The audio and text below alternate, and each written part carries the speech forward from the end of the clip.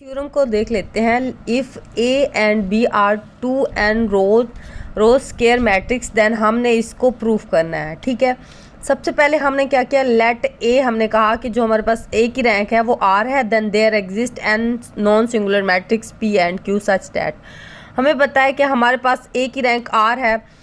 हमारे पास ए की रैंक तब बनती है, ये आइडेंटिटी फॉर्म में तब आती है क्योंकि हमें पता है इस ए की रैंक हमारे पास ये आर है, क्योंकि जो आइडेंटिटी मैट्रिक्स की रैंक होती है, ऑर्डर होता है, वही हमारे पास रैंक होती है ए की। अब हम उस पर ऐसे ऑपरेशन अप्लाई करते हैं कि हमारे पास जो हमारे पास ए मैट्रिक्स होती है उसको हम आइडेंटिटी फॉर्म में ट्रांसफ़र करते हैं। ठीक है, यही बात की गई है कि हमारे पास ए की रैंक आर है, देन देयर एग्जिस्ट तब होती है जब हम इसके ऊपर E transformation of row and column operation apply करते हैं, तब भी होती है। ये हमारे पास रो होती है, ये कॉलम होती है, हम इन पे ऑपरेशन अप्लाई करके हमारे पास ए की रैंक जो निकलती है वो आर के इक्वल निकलती है। अब सबसे पहले मैंने क्या किया, प्री मल्टीप्लिकेशन, इसको प्री मल्टीप्लिकेशन और पोस्ट मल्टीप्लिकेशन किया तो हमारे पास ये आइडेंटिटी बन गई, ये भी आइडेंटिटी बन गई। बोथ साइड मल्टीप्लिकेशन होती है, ये भी यहाँ भी आ गया, ये यहाँ भी आ गया। ठीक है, ये तो आइडेंटिटी बन जाएगा, ये यहाँ भी तो आएगा, ये यहाँ भी आएगा।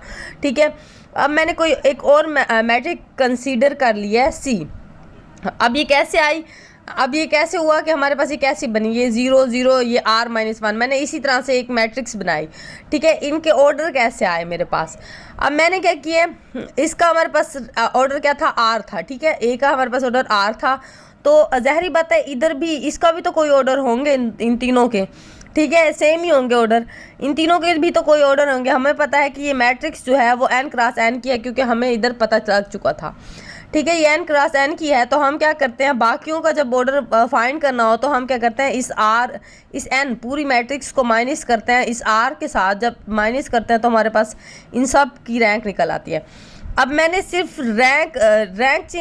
ऑर्डर चेंज नहीं किया मैंने इनका, बेसिकली मैंने इनका ऑर्डर नहीं चेंज किया, सिर्फ मैंने इस तरह की मैट्रिक्स बनाई, ऑर्डर सेम ही है।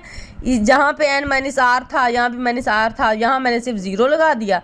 ये भी, इसकी भी, ये भी सेम है, मतलब इधर r, ये ऑर्डर मतलब सेम रहे हैं, मतलब हमने एलिमेंट्स चेंज किए हैं सिर्फ।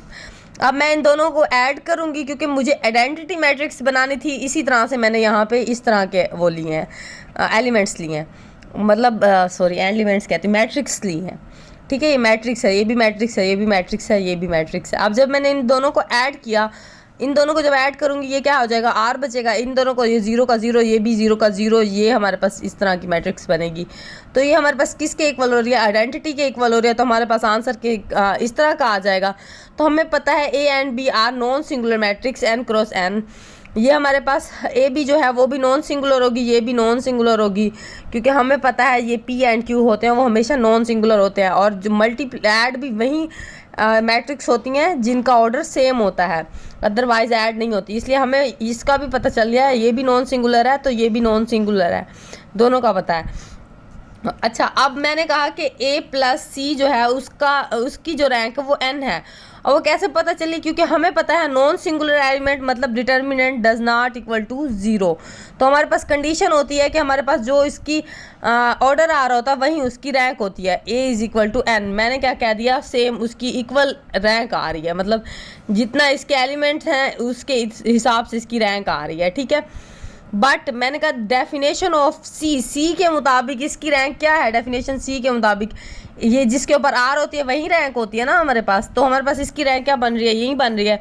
तो मैंने कहा ये सी एन है। ठीक है, ये जो आर है, ये हमारे पास यहाँ पे क्या था, आर था हमारे पास ये, तो मैंने यहाँ आर क्या था, ये ए की रैंक, मैंने इसके इक्वल पुट कर दिया।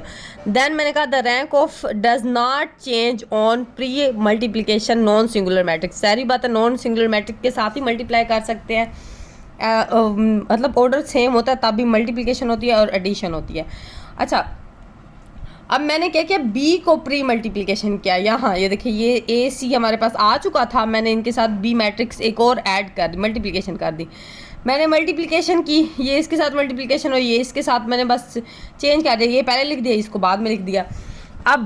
अब हमारे पास एक फार्मूला होता है इस तरह का, जब भी हमारे पास इस तरह की बन रही होती है ना मैट्रिक्स, जब हम उनको अलग अलग करते हैं तो हमारे पास ये फार्मूला आता है। ये अब मैंने जब इन दोनों को अलग अलग किया तो मेरे पास इस तरह का फार्मूला बना, ये बी वैसे का वैसे, ये मैंने इस तरह से लिखा, ये हमारे पास अलग अलग हो रहे थे ना, पहले इकट्ठे थे, ये इनको अलग अलग कर दिया, ठीक है। सॉरी, यहाँ पे ये चीज़ हुई है, यहाँ पे अभी यहीं तक, यहाँ से फार्मूला यहाँ लिखना था तो पुटिंग यहाँ करनी थी, चलो कोई नहीं।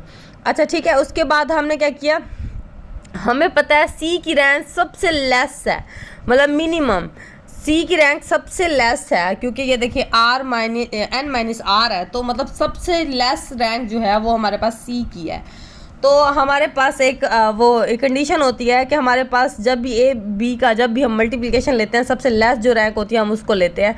लेस हमारे पास क्या है, सी है, क्योंकि हमें पता है लेस हमारे पास सी है। बस मैंने क्या किया, रीअरेंज किया, मैं इधर ले गई, ये हमारे पास इधर मूव हो जाएगा, ठीक है, ये इधर आ गया, ठीक है। अब ये हमारे पास सी की, हमारे पास क्या था, हमारे पास सी ये था, ठीक है, तो हमने ये पुटिंग कर दी तो हमारे पास इसका आंसर निकल आया, बस ये सिंपल सा था।